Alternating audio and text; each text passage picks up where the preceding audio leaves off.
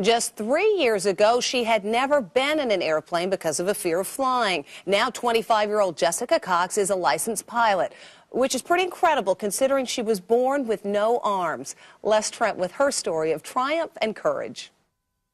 This pilot is flying with no hands, literally.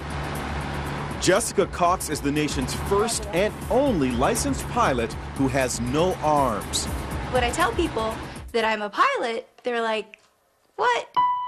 Jessica was born without arms, but she can do almost everything with just her feet, from putting in her contacts to texting her friends on her cell phone, even playing the piano.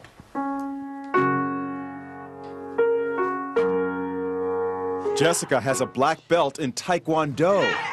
She makes a living as a motivational speaker, but always had a fear of flying. So Jessica decided to face her fears head on and got a pilot's license. She talked with our Jim Murray. How is it possible to fly a plane without hands?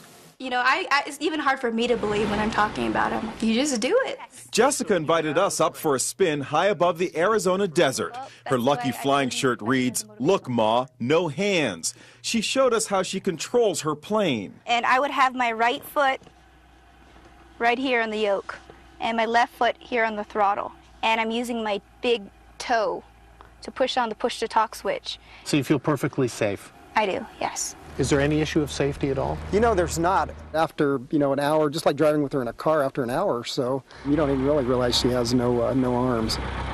Our cameras were mounted inside the small plane to see Jessica in action. Watch as she takes off. Jessica uses her left foot to control the throttle. Then her right foot pulls out the wheel as she lifts off. It looks scary, but she does it like a pro. And watch, after she makes a picture-perfect landing, she stretches her leg and opens the cockpit windows. How was the flight? That was fun. Good for her. Doctors have never been able to come up with an explanation as to why Jessica was born without arms. Now take a